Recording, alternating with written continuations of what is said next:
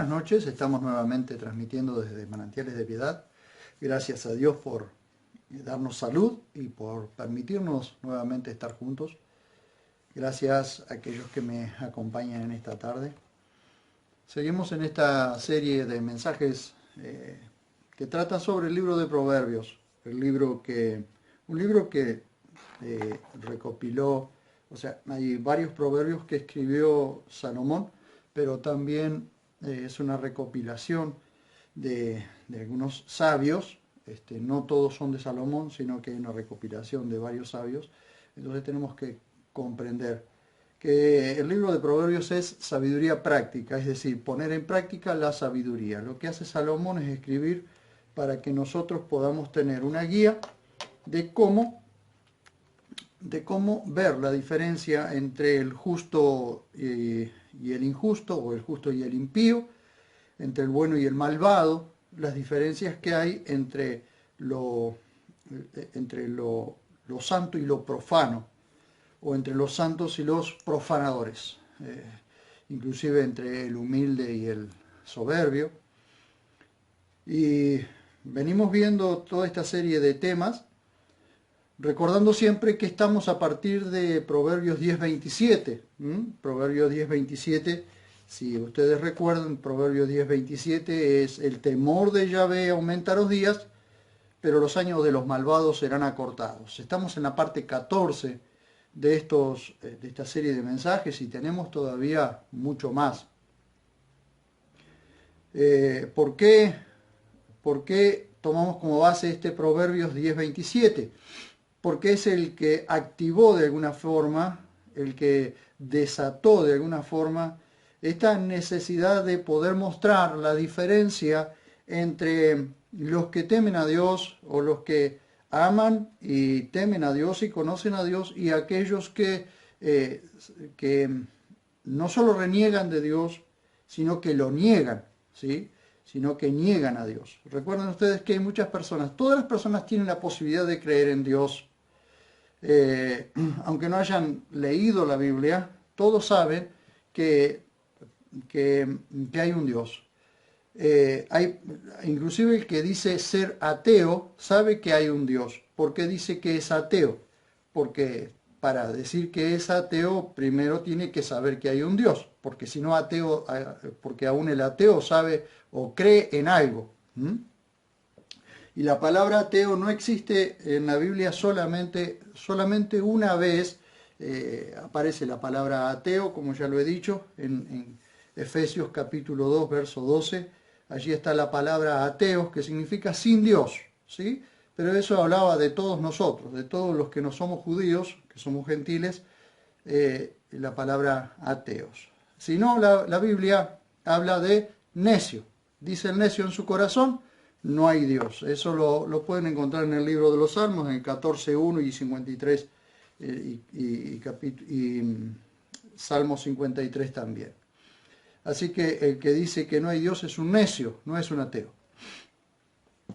Pero volviendo al tema, mostramos entonces la diferencia que hay entre el que teme a Dios, porque lo que dice el Proverbio 10:27 es: el temor de Yahvé aumenta los días, es decir, da una buena vida al que teme a Dios, pero los años de los malvados serán acortados. Y quiero retomar donde dejamos en el video anterior, o en la enseñanza anterior. Estábamos en el capítulo 16 de Proverbios y en el verso 4. Ustedes observarán el 16:4, capítulo 16 de Proverbios, verso 4, decía: todas las cosas las hizo Yahvé para sí mismo, aún el impío para el día malo. Les prometí que iba a dejar la parte de Romanos para hoy, para poder hacer una explicación un poquito más extensa, para poder entrar en el tema. ¿Por qué? Porque ya expliqué en el video pasado, en la enseñanza pasada, expliqué que no es que Dios hizo al impío, es decir, al hombre impío lo hizo impío. No, el hombre se hizo a sí mismo impío. Y el impío paga las consecuencias por su impiedad. Recordemos que en la Biblia, dentro de lo que es la Escritura, hubo personas que nacieron, crecieron en su impiedad, se profundizaron en su impiedad, aun cuando Dios les dio oportunidad, pero estaban destinados para eso. Porque Dios es soberano y Dios puede hacer un vaso para honra o un vaso para deshonra de la misma masa, como lo vimos también en el libro de Romanos. Pero quiero mostrarles ahora. Comenzamos esta sección del comentario retomando la enseñanza del Proverbio 16:4. Todas las cosas las hizo Yahvé para sí mismo, aún al impío para el día malo. Dios hizo a todos los seres humanos de la misma masa. Ya lo vimos nosotros en Romanos, como Dios, como un alfarero, hizo del mismo barro, de la misma masa, a todo ser humano. El hombre decidió abandonar a Dios, y esto lo dice Romanos, lo dice Pablo en Romanos capítulo 1, verso 18 al 25. Ya lo hemos leído, pero conviene volver a refrescarlo para que podamos entender entonces por qué Pablo va a hablar acerca de va a responder a una pregunta, ¿sí? ¿Por qué inculpa a Dios si el hombre no tiene poder de decisión? Bueno, Dios inculpa precisamente ¿por qué? Porque el hombre ha decidido darle la espalda a Dios. Y no estoy hablando necesariamente de la salvación, de lo cual la salvación tiene que ver con pertenecer al cuerpo de Cristo, o pertenecer a lo que se llama la Iglesia Universal de creyentes, o el cuerpo de creyentes en toda la tierra. No necesariamente, pero el hombre puede decidir creer en Dios, en un Dios creador, o puede negar al Dios creador y creer en una estupidez como lo es la teoría de la evolución. Algo que no tiene ni pie ni cabeza ni tiene fundamentos, ¿sí? Ya está tremendamente comprobado que no tiene fundamento. Pero veamos, ¿qué es lo que hizo el hombre? El hombre decidió alejarse de Dios. ¿Para qué? Porque el hombre piensa que alejándose de Dios no va a tener que rendirle cuenta a nadie. El hombre piensa que si se aleja de Dios no va a tener que rendirle cuentas. Sin embargo, el hombre va a tener que rendirle cuenta crea o no crea. Inclusive la persona que no cree en el infierno, tranquilo, pero cuando esté adentro va a creer, ¿sí? Cuando esté adentro del infierno va a creer en el infierno. Entonces no es una cuestión de que lo conmovemos a Dios o Dios se aflige simplemente porque el hombre decide no creer en él. Entonces, ¿qué sucede? Vamos a Romanos capítulo 1, verso 18 en adelante. Ya Pablo viene diciendo, porque no me avergüenzo del Evangelio, dice en el verso 16, y así comienza esta parte de Romanos. Porque no me avergüenzo del Evangelio, porque es poder de Dios. Poder es dunamis, dinamita, es de donde viene la palabra dínamo también. Es poder de Dios para salvación a todo el que cree. Al judío primeramente y también al griego. Porque en él es revelada una justicia de Dios de fe a fe, es decir, de punta a punta. Como está escrito, el justo vivirá por fe. Entonces acá va a entrar Pablo en el gran tema de por qué el hombre se hizo a sí mismo impío o malvado. Estaba escuchando, hace un ratito compartía antes de venir a hacer este directo, mi esposa me compartía que en un lugar de la Argentina las autoridades, o una de las autoridades de ese lugar de la Argentina, decidió quitar la bandera argentina y poner la bandera del LGBT en lugar de... Eso es una tremenda maldad. Él piensa que de esa forma está siendo inclusivo, pero como dicen los comentarios, no hay nada más inclusivo que la bandera argentina, incluyendo a todos los argentinos. ¿Eso qué es? Eso es perversión. Eso es una mente perversa, una mente que ya está retorcida y reprobada. Entonces, ¿qué pasa? Dice, verso 18, porque la ira de Dios es manifestada desde el cielo contra toda impiedad e injusticia de los hombres que con injusticia retienen la verdad. Recuerden que estamos basando esto, que estamos dando cierre a lo que dice Proverbios 16:4. ¿Por qué el hombre, por qué el impío está destinado al día malo o al día de su propio castigo? ¿Por qué? Porque el hombre decidió alejarse de Dios. ¿Y cómo lo vemos esto? Lo vemos por Romanos capítulo 1. Dice, porque lo conocido de Dios es evidente entre ellos, y habla de toda la humanidad, ¿sí? Porque Dios se lo manifestó. Ningún ser humano puede negar la existencia de Dios ni la manifestación de las evidencias de Dios, ¿sí? Porque Dios le ha hecho evidente todo al ser humano para que el ser humano crea.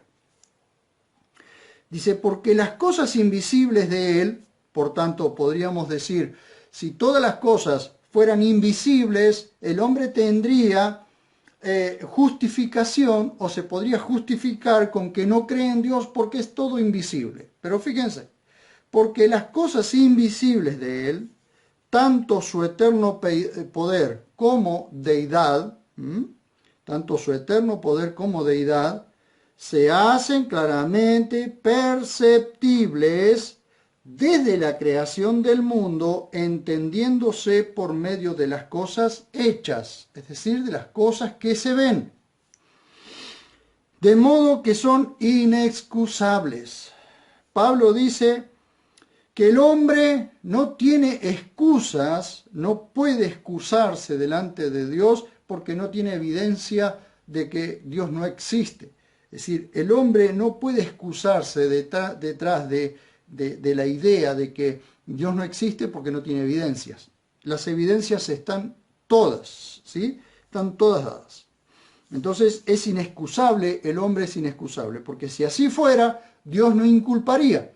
Pero Dios le ha dado manifestación de su poder, de su eterno poder como deidad a toda la humanidad. Dice, porque habiendo conocido a Dios, fíjense ustedes, recuerden, yo tengo un video en la que hablo de que los orígenes de las naciones, todos los orígenes de las naciones tuvieron conocimiento de Dios. Todas las naciones tuvieron conocimiento de Dios en sus orígenes. E inclusive en ese video también hablo acerca de China, que hay muchas evidencias de que en un principio China conoció y creyó en el Dios creador, ¿sí? Entonces dice, porque habiendo conocido a Dios, no lo glorificaron como Dios, ni dieron gracias, por lo que fueron entregados a vanos razonamientos. ¿Cómo es esto? Dios los entregó a vanos razonamientos. Dios da evidencias de su existencia y retiene al hombre constantes evidencias de su existencia. Insiste Dios con el hombre, dándole evidencias de su poder, de su eterno poder como deidad. Constantemente se da a conocer Dios, pero el hombre insiste en avanzar hacia la oscuridad. Esto es como cuando una persona está yendo derecho a un precipicio y alguien va corriendo, lo toma de las ropas y lo tira hacia atrás, lo jala hacia atrás, ¿sí? Para que no siga avanzando hacia el precipicio. Pero la persona, en su necedad, sigue insistiendo en ir hacia adelante al precipicio. Entonces uno fuerza, entonces hasta que uno dice, bueno, hacé lo que vos quieras y lo soltás. Eso es lo que vino haciendo Dios con la humanidad, dándole evidencias para que el hombre no caiga al precipicio. Sin embargo, el hombre insiste en ir hacia el precipicio.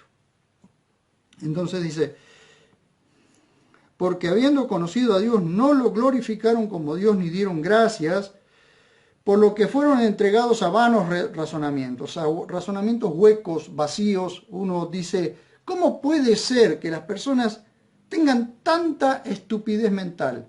¿Cómo puede ser que haya tanta estupidez? Que se piense de la manera que se piensa, de forma tan perversa, tan torcida, no se puede creer, pero hay que creerlo porque es así. Dice, y su necio corazón fue entenebrecido. No podemos echarle la culpa a Dios de lo que está pasando. ¿Quién le va a echar la culpa a Dios si el mismo hombre está yendo hacia su propia destrucción? Alegando ser sabios, fueron hechos necios, ¿sí? Alegando ser sabios, fueron hechos necios. Y cambiaron, ¿por qué? Porque ellos alegando ser sabios, pero no con la sabiduría de Dios, sino con una sabiduría terrenal, animal, diabólica, esa misma sabiduría los hizo necios en lugar de personas sabias. ¿Por qué? Porque el principio de la sabiduría es el temor de Dios. Entonces una persona que teme a Dios, esa persona comienza a transitar el camino de la verdadera sabiduría. Pero cuando la persona decide alejarse de Dios o decide negar a Dios o decide blasfemar contra Dios, esa misma sabiduría animal, terrenal, diabólica, es una sabiduría almática, no espiritual. Eso lo lleva a autodestruirse. Entonces, ¿qué sucede? Esa sabiduría lo hace necio, pero si fuera que se estanca en una necedad, pero la necedad lo va llevando a una oscuridad cada vez más profunda. Entonces, cambiaron la gloria del Dios incorruptible en semejanza de imagen de hombre corruptible, es decir, crearon sus propios dioses, de aves, de cuadrúpedos y de reptiles. Ustedes pueden leer en el Viejo Pacto cómo Israel, habiendo visto que Dios los liberó de Egipto y los llevó hasta el monte Sinaí y de ahí les dio las leyes para que cuando entraran a su tierra prometida y conquistaran, se rigieran por la ley de Dios, al pie del monte Sinaí se hacen dos becerros de oro, dos vacas a las cuales adorar. Y dijeron, haznos dioses que vayan delante de nosotros. Cuando vieron lo que el Dios invisible hizo con ellos visiblemente. Entonces dice, por esto Dios los entregó. Dice, por esto Dios los abandonó, es decir, los soltó. Hagan lo que quieran. Por esto Dios los abandonó en las concupiscencias de sus corazones a la inmundicia. ¿Para qué? Para que entre ellos deshonren sus propios cuerpos. Estos cambiaron la verdad de Dios por la mentira, y reverenciaron y sirvieron a la criatura antes que al Creador, el cual es bendito por los siglos. Amén. Por eso Dios los entregó a pasiones vergonzosas. Fíjense la profundidad con que la maldad va profundizando. No va hacia arriba, sino hacia abajo. Los escalones van en descenso cada vez hacia abajo. Entonces dice, por eso Dios los entregó a pasiones vergonzosas, pues aún sus mujeres cambiaron la función natural por la que es contra naturaleza. Eso es lesbianismo. ¿Sí?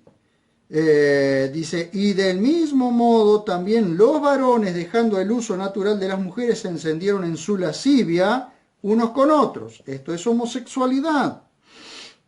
Cometiendo hechos vergonzosos, varones con varones, y recibieron en sí mismo la debida retribución de su extravío. Y como no tuvieron a bien reconocer a Dios, Dios los entregó a una mente reprobada para hacer lo que es impropio, atestados de toda injusticia, perversidad. Observen el pedigrí que traemos, ¿sí? La raza que traemos, atestados de toda injusticia, perversidad, avaricia, maldad, colmados de envidia, homicidios, contiendas, engaño, malignidad, murmuradores, detractores, aborrecedores de Dios, insolentes, soberbios, jactanciosos, inventores de cosas malas, desobedientes a los padres, necios, desleales, sin afecto natural, despiadados, quienes, habiendo entendido el pronunciamiento de Dios, entendido el pronunciamiento de Dios, ¿cuál es el pronunciamiento de Dios? Que los que practican tales cosas son dignos de muerte. Por eso el libro de Romanos, un poquito más adelante, que después lo vamos a ver, dice que la paga del pecado es muerte. Entonces, habiendo entendido el pronunciamiento de Dios, que los que practican tales cosas son dignos de muerte, no solo las hacen, sino que también dan plena aprobación a los que la practican. Entonces llega el tiempo en que Dios pagará a cada uno conforme a sus obras. No se le puede echar la culpa a Dios porque Dios es el dueño y Dios le dio la mayordomía y la administración de este mundo, de esta tierra, al hombre. El hombre está haciendo lo que está haciendo por decisión propia, no porque Dios no quisiera que las cosas sean distintas. Pero el hombre pagará las consecuencias de sus propias decisiones. Por eso en el libro de Gálatas dice que Dios no está siendo burlado. Todo lo que el hombre siembre, eso va a cosechar. Bien, entonces, viendo Romanos capítulo 1, verso 18 al 25, al malvado lo espera el día del juicio. Es el día malo para él, no para Dios, es el día malo. Entonces por eso volvemos a ver, todas las cosas las hizo Yahvé para sí mismo, aún al impío, para el día malo, porque el impío y el día malo se van a encontrar, y ese día, el día malo es el día del juicio para todos los impíos.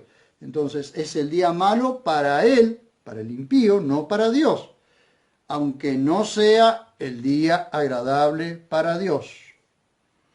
No es el día agradable para Dios tener que juzgar al hombre por su maldad cuando Dios hubiese creído que las cosas, o hubiese querido que las cosas fueran de otra manera.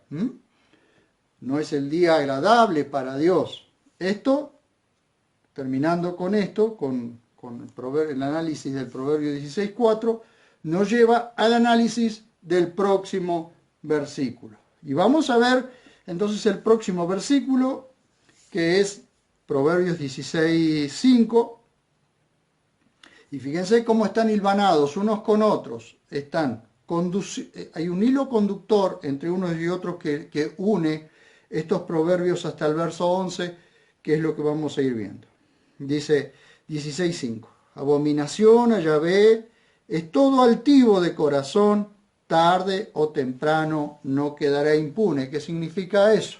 Que todo altivo de corazón, es decir, todo soberbio, todo altivo, todo aquel que mira a los demás por encima, o que despectivamente habla o mira a Dios despectivamente, o que también inclusive cree que no necesita a Dios, a Dios no lo necesita. Y eso lamentablemente tenemos muchísimo dentro del cuerpo, dentro de la iglesia, del pueblo evangélico, tenemos muchísimos de los que creen que no necesitan a Dios. Fíjense que son los que decretan, los que declaran, los que le ordenan a Dios cómo son las cosas, ¿sí? Yo declaro, yo decreto, yo anulo, ¿sí? Entonces es como que el hombre no necesita a Dios. ¿Para qué? Si el hombre se cree con la autoridad de decretar, de anular, de pactar, de hacer un montón de cosas, ¿para qué necesita a Dios? Entonces el altivo está también dentro de lo que se llama el pueblo evangélico. Dice, abominación a Yahvé es todo altivo de corazón, tarde o temprano no quedará impune. Miren, nosotros podemos ver las cosas de esta manera. Parece que Dios no hiciera nada. Parece que Dios no interviene. Como vemos en el libro de Apocalipsis, que allí están las almas de los decapitados debajo del altar y dicen, ¿hasta cuándo, oh Dios, no nos vengarás? No nos vengarás. Como quejándose delante de Dios con respeto, pero quejándose delante de Dios, ¿hasta cuándo, Dios mío, no nos vas a dar venganza? Entonces, cuando nosotros vamos al libro de los Salmos, vamos a encontrar muchos salmos que parecen salmos de la venganza o salmos vengativos, suplicándole a Dios que haga venganza contra los enemigos. Si bien es un escrito, si bien los salmos, principalmente desde el capítulo 80 en adelante, hasta el 140 más o menos, no recuerdo bien, pero son todos salmos de venganza, de un pueblo que ora para que Dios los vengue de sus enemigos.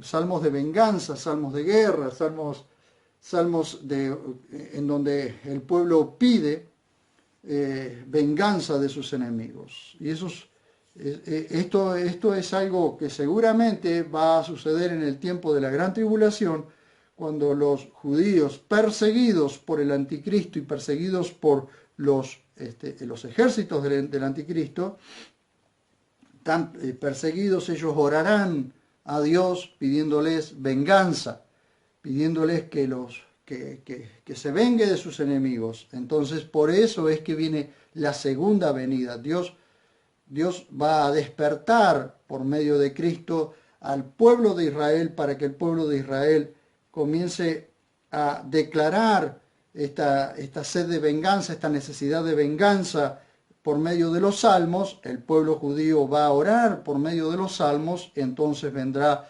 realmente la justicia de Dios en Cristo en el día de la segunda venida.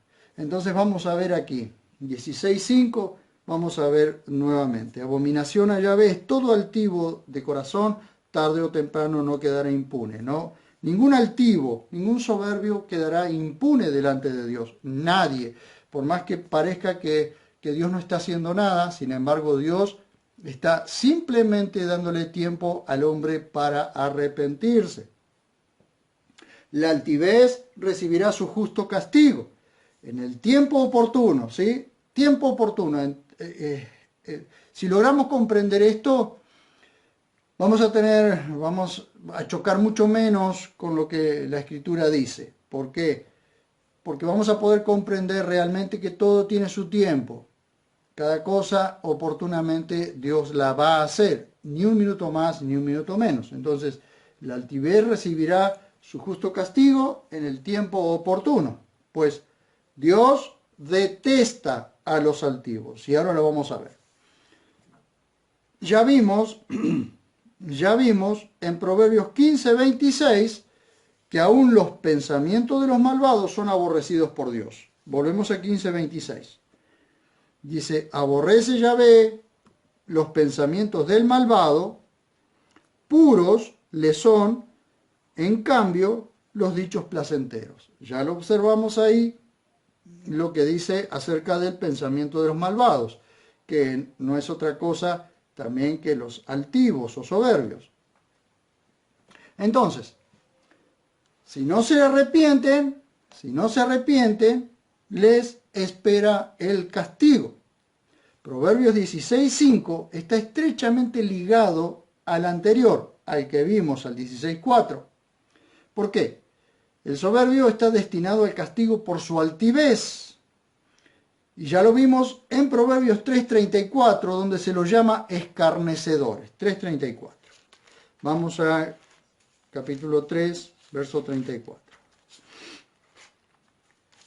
Dice, ciertamente a los escarnecedores escarnece y da gracia a los humildes. Este versículo es luego aplicado por Jacobo y Pedro, lo vamos a leer ahora, en el Nuevo Pacto. ¿Pero qué son los escarnecedores? Los escarnecedores, la palabra escarnecedor es una palabra que significa arrancar las carnes, o morder las carnes, herir con burlas. ¿Recuerdan ustedes quiénes eran los escarnecedores que herían a Jesús? No solo lo herían con palabras, sino también lo herían con la vara, lo herían con el látigo. Bueno, todo ese tipo de burlas, eso es escarnecer. Es como arrancar las carnes y herir, para tratar de herir a las personas. La figura es de aquellos que se burlan de alguien con la intención de herirlo de tal forma que hasta siente malestar o se siente que le arrancan las carnes, ¿sí? Esta es la figura de lo que sucedió también con Jesús allí con sus escarnecedores. Entonces, Dios ¿qué hace con los escarnecedores o con los burladores? ¿Qué hace Dios con los burladores? Dios se burlará de ellos, se reirá de los burladores, porque los que se burlan de Dios o los que tratan de burlar a Dios, ¿sí? Pagarán las consecuencias de lo que están haciendo, porque lo están haciendo conscientemente, porque ya lo vimos en Romanos, que Dios se ha manifestado al hombre, Dios le ha manifestado al hombre toda la evidencia para que el hombre tema a Dios. Todo lo que Dios puede hacer, todo lo que Dios lo hizo con su eterno poder como deidad. Entonces, si Dios hizo todas las cosas en su eterno poder, el hombre no es nada, absolutamente nada, para burlarse de Dios. Entonces, volvemos a Proverbios 16, 5. Vamos a ver esto.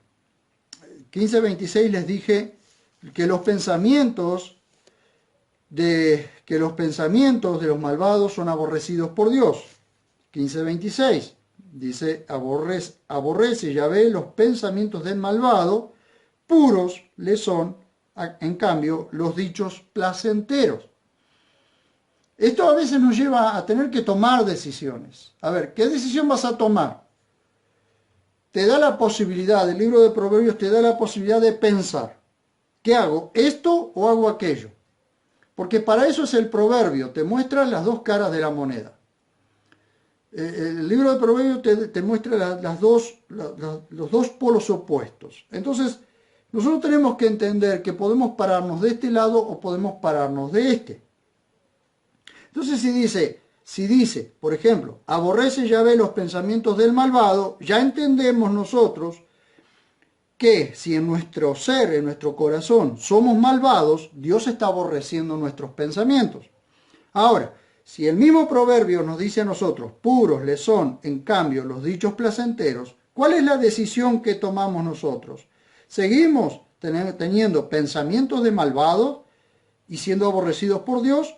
¿O comenzamos a trabajar en nuestras vidas para purificar nuestros pensamientos para que Dios para que nuestros dichos sean placenteros delante de Dios? Esa es una decisión que tenemos que tomar nosotros. Es así como nos confronta la verdad de Dios por medio de Proverbios, nos confronta con una realidad paralela. Es decir, o una cosa o la otra. Toma una decisión, o esto o esto. Es muy simple. Bueno, no es tan simple, pero es muy simple como lo dice, ¿no? En Proverbios 15:29 dice que Él está lejos de los malvados, entonces, si no se arrepienten, les espera el castigo. 15:29 dice, Yahvé está lejos de los malvados, pero escucha la oración de los justos. Entonces, si vos tenés una persona, o vos sos una persona, que dice, yo oro a Dios, hablo con Dios, pero parece que Dios no me escucha. Bueno, entonces revisa primero si no es que Dios se ha alejado de vos por la maldad de tu corazón, o si Dios ha dejado de escucharte por la maldad de tu corazón. Entonces purifica tu corazón y entonces tus oraciones serán escuchadas por Dios. Entonces acá tenemos nuevamente dos caminos, ¿sí? Dos caminos. ¿Cuál vamos a tomar? ¿Por qué? Porque la primera parte dice, Yahvé está lejos de los malvados. Entonces, si Dios está lejos de los malvados, ¿cuál es la posición que tengo que tomar yo? ¿La de los malvados o la segunda posición? Escucha la oración de los justos. ¿Qué hago? ¿Cuál de las dos posiciones voy a tomar? Entonces es una cuestión de decisiones. Seguimos entonces. Siempre hilvanándolo con 16.5. Abominación a Yahvé es todo altivo de corazón, tarde o temprano no quedará impune. Entonces nos damos cuenta nuevamente que según lo que somos nosotros es lo que vamos a recibir. Consecuencias de nuestras decisiones. ¿Sí? Nosotros nos comportamos mal constantemente, tarde o temprano el castigo vendrá. Es tan simple como eso. Entonces, si no se arrepiente, les espera el castigo. Proverbios 16.5 está estrechamente ligado al anterior. El soberbio está destinado al castigo por su altivez. Ya lo vimos en Proverbios 3.34, donde se los llama escarnecedores, es decir, esos burladores que con su burla hieren a la persona o hieren para arrancarle las carnes, ¿sí? En una forma figurada, herir con burlas. Jacobo toma este proverbio, Proverbio 3.34, lo toma y lo aplica en el nuevo pacto en el contexto de un llamado de atención a los que quieren alcanzar éxito sin tener en cuenta a Dios, burlándose de él. Vean ustedes cómo Jacobo, tanto Jacobo como Pedro, como Juan, como Judas, todos los escritores del nuevo pacto eran judíos, ¿sí? Eran hebreos, eran judíos, eran de la tribu de Judá, o por lo menos eran de las dos tribus que habían quedado en Judá, o en Judea se llamó después. Entonces observemos esto. Jacobo como judío, ¿qué hace? Él toma un proverbio del viejo pacto y lo aplica lo aplica en el nuevo pacto para los creyentes en Jesús. Entonces, ¿en qué contexto lo pone Jacobo? Vamos a verlo. Jacobo, que no es Santiago, sino Jacobo, lo vamos a ver. Jacobo capítulo 4. Jacobo capítulo 4.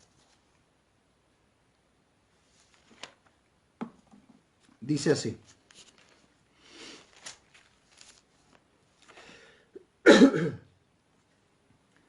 Vamos a leer en el capítulo 4 de Jacobo, del verso 1 al verso 10. Del verso 1 al verso 10. Para poder mirarlo en el contexto en el que Jacobo aplica Proverbios 3.34 en su carta judeocristiana. Dice, ¿de dónde surgen guerras? ¿Y de dónde contiendas entre vosotros? ¿De dónde, no? ¿No es de allí, de vuestras pasiones, las cuales combaten en vuestros miembros? Codiciáis y no tenéis, asesináis, ardéis de envidia y no sois capaces de alcanzar, lucháis y guerreáis, no tenéis lo que deseáis porque no pedís. Pedís y no recibís porque pedís mal para derrochar en vuestros deleites. Miren ustedes cómo arranca esta sección y cómo va a aplicar este proverbio que vimos allí, Proverbios 3.34, cómo lo va a aplicar en esta sección, en este contexto. Vamos a ver. Entonces, ¿qué sucede? ¿De dónde proviene todo esto? De la soberbia humana, de la altivez humana, de aquella soberbia que piensa que hace que el hombre crea o se crea independiente de Dios. Crea que el hombre puede alcanzar lo que quiera sin tener en cuenta a Dios. Bien, puede hacerlo, pero no trasciende, no pasa más de eso, ¿sí? Porque lo que llegue o lo que haga queda acá en la tierra, se muere y queda acá en la tierra, por más que alcance el mundo. Pero Jesús dijo, ¿de qué le sirve al hombre que gane el mundo y pierda su alma? ¿De qué le sirve? ¿De qué le sirve? Entonces, dice, verso 4, adúlteras, hablando de las almas o hablando de las personas adúlteras. ¿No sabéis por qué le llama adúlteras? En este contexto en este contexto de el hombre querer ser independiente de Dios, ¿sí? Entonces, ¿qué es una persona adúltera? Es una persona que engaña a su cónyuge con otra persona. Entonces, en este caso, el adúltero espiritual es alguien que engaña o va en contra de aquel que es su amo con otro Dios, ¿sí? En este caso, inclusive puede ser Dios en sí mismo, endiosarse a sí mismo. La soberbia hace que la persona se endiose a sí mismo, ¿sí? Entonces, adúlteras, ¿no sabéis que la amistad del mundo es enemistad para con Dios? ¿No sabéis? Dice. A ver, ¿no sabéis que la amistad con el mundo es enemistad contra Dios? ¿No lo sabéis? Si vos querés, dice, cualquiera pues que quiera ser amigo del mundo es hecho inmediatamente. Cuando una persona quiere ser amiga del mundo, se constituye enemigo de Dios. Inmediatamente. No es una cuestión de un proceso, no. Inmediatamente sucede esto. ¿No sabéis que la amistad del mundo es enemistad para con Dios? Cualquiera, pues, que quiera ser amigo del mundo es hecho enemigo de Dios. ¿Cómo es hecho? Se hace a sí mismo enemigo de Dios, ¿sí? Entonces tenemos de nuevo lo que dice en Proverbios 16:29, Yahvé está lejos de los malvados, pero escucha la oración de los justos. Porque un justo es alguien que actúa en la justicia de Dios, ¿sí? Entonces, dice, ¿o pensáis que la escritura, cuando habla de la escritura, habla de toda la escritura como un todo, ¿no? ¿O pensáis que la escritura habla en vano? No tiende, fíjense la pregunta, no tiende el celo, no tiende al celo el espíritu que hizo habitar en nosotros. No tiende al celo el espíritu que hizo habitar en nosotros. ¿Qué significa esto? Celos de esposo o celos maritales. El espíritu que hizo habitar en nosotros no cela. ¿Por qué no cela? ¿Para qué? Porque somos de Él, exclusivamente de Él. Entonces, el espíritu que hizo habitar en nosotros no cela. ¿Para qué? Porque nosotros estamos adulterando con otro, o adulterando con otra cosa, o inclusive adulterando con nosotros mismos, siendo unos soberbios. Porque el Espíritu nos lleva siempre a que dependamos de Él, a que dependamos de Dios. Hacia allí quiere, a que nos unamos con el Espíritu de tal manera que no nos creamos independientes de Él. ¿Bien? Verso 7, aunque da una gracia mayor, porque dice, Dios se opone a los soberbios y da gracia a los humildes. Sed pues dóciles a Dios. Veamos esto con mucho cuidado. Sed pues dóciles a Dios, es decir, dejemos que Dios maneje nuestra situación. Dejemos que Dios maneje nuestras vidas, que sea Dios el que guía y ordena nuestros pasos. Sed pues dóciles a Dios y resistid al diablo, y se irá de vosotros. Muchas veces sucede que nosotros creemos que hay cosas que vienen de Dios porque estamos independizados de Dios, no estamos dependiendo de Dios. En el mismo momento en que nosotros no dependemos de Dios, no nos damos cuenta de dónde provienen las cosas. Nosotros podemos recibir cosas, podemos recibir supuestas añadiduras, supuestas bendiciones, pero no sabemos de dónde vienen cuando somos independientes de Dios. Pero cuando dependemos pura y exclusivamente de Dios porque queremos hacer su voluntad, somos dóciles a Él, resistimos al diablo. Es decir, al diablo no le permitimos ir más allá de lo que le ponemos una barrera al diablo. Entonces el diablo tiene que irse. El diablo tiene que irse. ¿Por qué? Porque no tiene parte con nosotros, porque no puede agarrarnos. No puede agarrarnos, no tiene de dónde agarrarnos. Dice, acercaos a Dios y Él se acercará a vosotros. Limpiaos las manos, oh pecadores, y purificaos los corazones, los que sois de doble ánimo, ¿sí? Los que piensan hoy una cosa, mañana otra, esos son los de doble ánimo, ¿sí? O de mente dividida, ánimo, de ánima, de alma, mente dividida o alma dividida, ¿sí? Que hoy piensan una cosa, mañana otra. Eso los lleva constantemente a estar como el péndulo, de un lado para otro.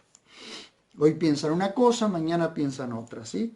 Pero esto es porque no han purificado sus corazones. ¿No? ¿Por qué no han purificado sus corazones? Porque no han ido a los pies del Señor para que Él purifique sus corazones y afirme. Ya vimos nosotros en Proverbios 16:3, encomienda a Yahvé tus obras y tus pensamientos serán afirmados. Tus pensamientos serán afirmados. ¿Bien? ¿Por qué no tenemos pensamientos firmes? Porque tenemos doble ánimo o tenemos el alma dividida. ¿Y por qué tenemos el alma dividida? Pensamos ahora una cosa, después otra, porque no confiamos en Dios, no nos acercamos a Dios, no purificamos nuestros corazones. Dice, afligíos y lamentad y llorad, vuestra risa conviértase en lamento y vuestro gozo en desaliento, humillaos en la presencia del Señor y Él os exaltará. Fíjense ustedes, humillaos en la presencia del Señor y cuando sea el tiempo, Él nos exaltará. Cuidado. Fíjense, esto también lo vamos a ver en otra parte. Entonces, Jacobo, ven ustedes cómo Jacobo toma este proverbio de capítulo 3, verso 34, y lo aplica en el nuevo pacto en el contexto de un llamado de atención a los que quieren alcanzar éxito sin tener en cuenta a Dios. Y que muchas veces o en muchas oportunidades se burlan de Dios. Pedro, basándose también en Proverbios 3:34, lo aplica a los ancianos que pastorean y apacientan a las congregaciones y a los más jóvenes que se ven tentados a rebelarse contra los mayores. Lo vemos en la primera carta de Pedro, capítulo 5, verso 1 al 11. Primera carta de Pedro, versículo 1, primera de Pedro 5, 1 al 11. Esto, ¿por qué da este consejo? Digamos, ¿por qué Pedro toma este proverbio y lo aplica en otro contexto dentro de la iglesia? Lo aplica en otro contexto. ¿Para qué? Para que el hombre no sea soberbio. Entonces dice, exhorto a los ancianos entre vosotros, es decir, a aquellos que se ocupan de pastorear, de apacentar. De pastorear y apacentar parece lo mismo, pero no es lo mismo. Es decir, pastorear es llevar a la congregación o a las ovejas a buenos pastos, a donde está el pasto. Y apacentar es cuidar a las ovejas mientras las ovejas están comiendo el pasto, ¿sí? Entonces, pastorear es llevarlas al pasto fresco y apacentarlas es cuidarlas mientras están comiendo. ¿sí? Entonces, apacentarlas inclusive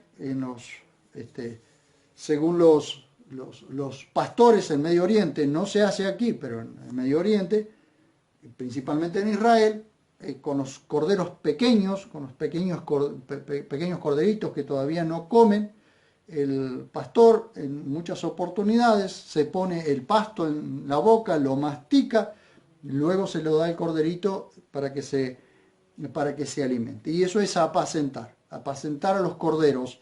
Apacentar a los corderos es que aprendan a comer, que aprendan a desarrollarse y a entender. Y esto es lo que hacen los ancianos o pastores. No sé por qué en este último tiempo hay tanta gente que está tratando de destruir la figura pastoral, como que la iglesia no necesita pastores. Sin embargo, tenemos aquí a los ancianos que son los que pastorean y los que apacientan.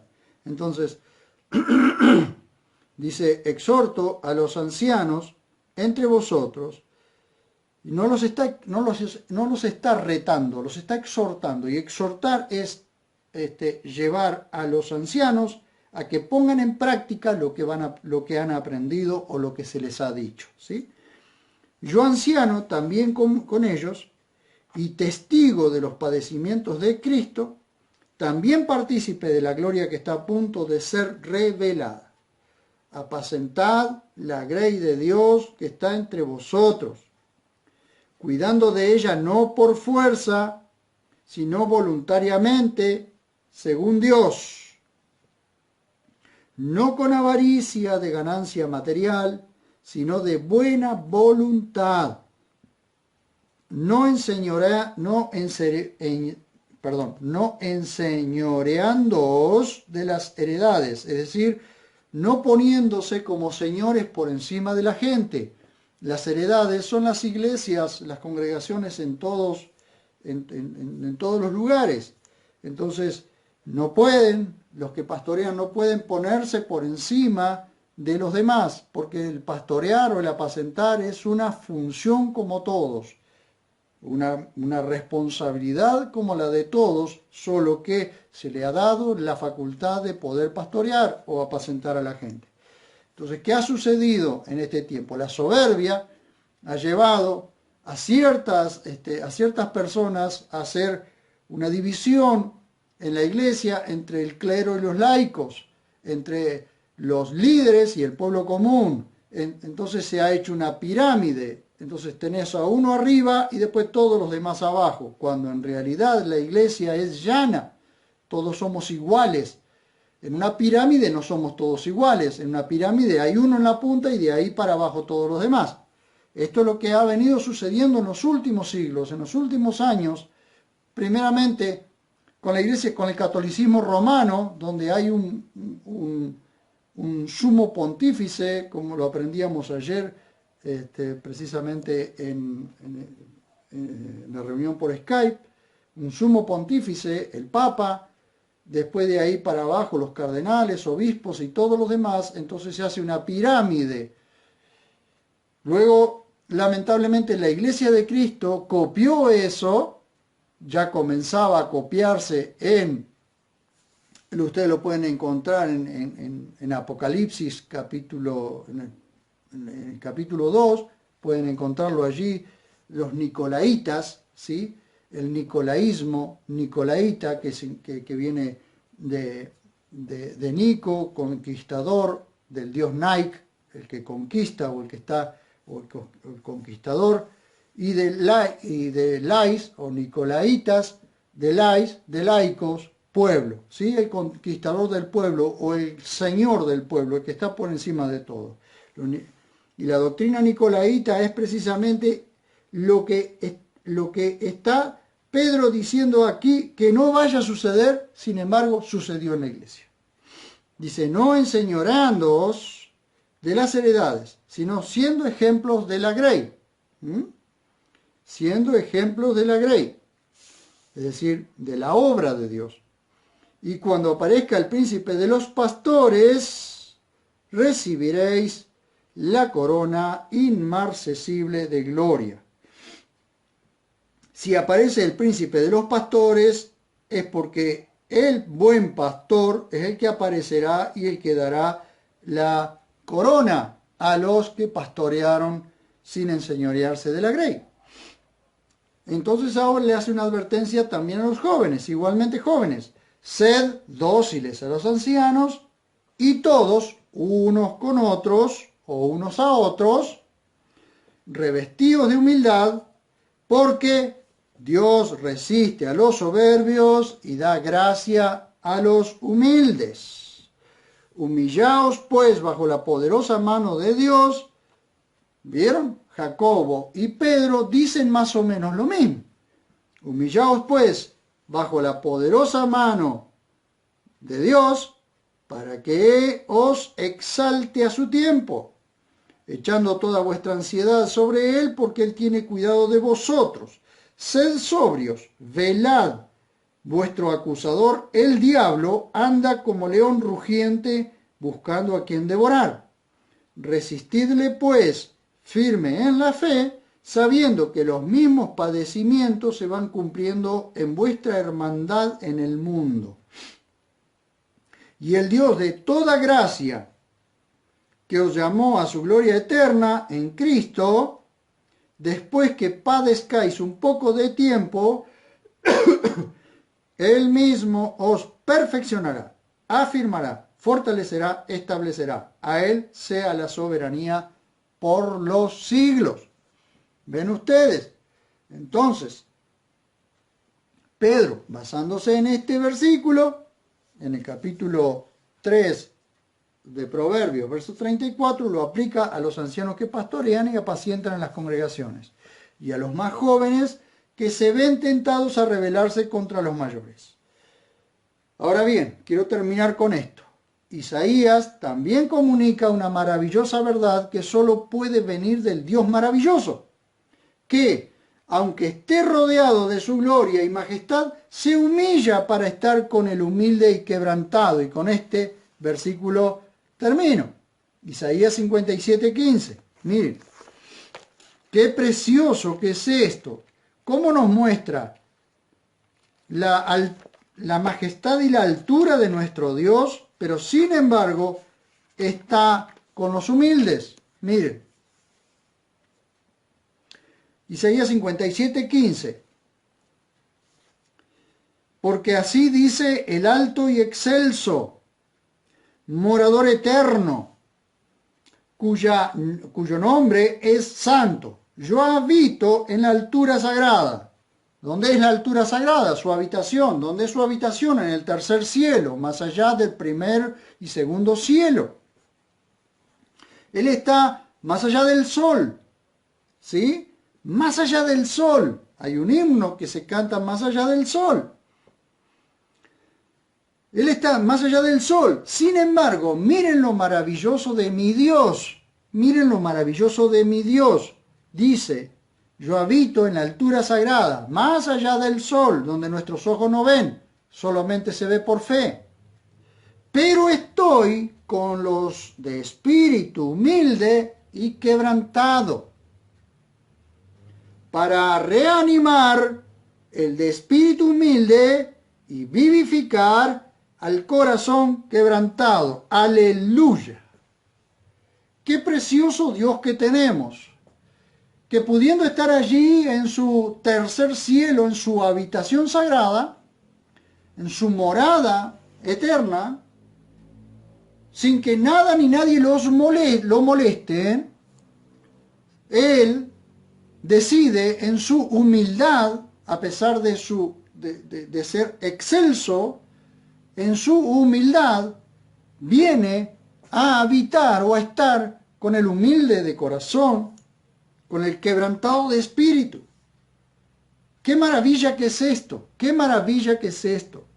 Entonces, volviendo a Proverbios 16:5, vamos a ver entonces por qué Dios quiere habitar junto al humilde de corazón, al quebrantado de espíritu, porque el humilde de corazón, el quebrantado de espíritu, busca tener una correcta comunión con Dios, busca depender de Dios.